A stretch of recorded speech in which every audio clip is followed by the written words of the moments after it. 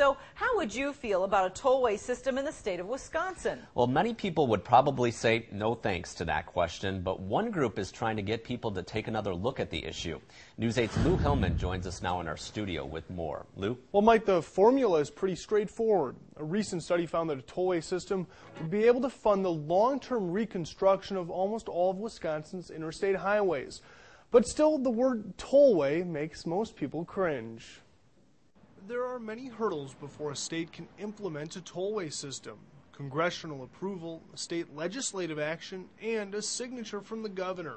But the biggest hurdle of all is probably public support. I would have preferred not to pay anything, but somebody has to probably fix the roads. But I wouldn't think that Wisconsin or this area would have that much traffic. The Wisconsin Policy Research Institute is trying to change public perception of tollways. In a recent study, the group found that tollways could basically fund future reconstruction of Wisconsin's interstate system.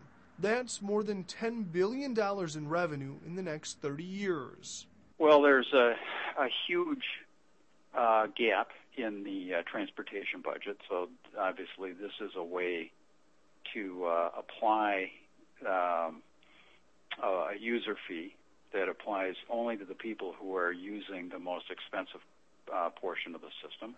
The study proposes placing tolls along both urban and rural stretches of the interstate. All interstate of Wisconsin. That might be a little much. Janet Fawcett lives in Illinois, one of the states that already has a tollway system. She wanted to share a warning with people in Wisconsin. That it was supposed to only last for so long, and then the road would, be paid for, and that would all go away, and it hasn't. It's just, it all just keeps coming back, and you just keep paying and paying. And still, the proposal is getting a serious look from one of the state's leading transportation groups. Federal regulations require the money collected to go back into the roadways that are tolled.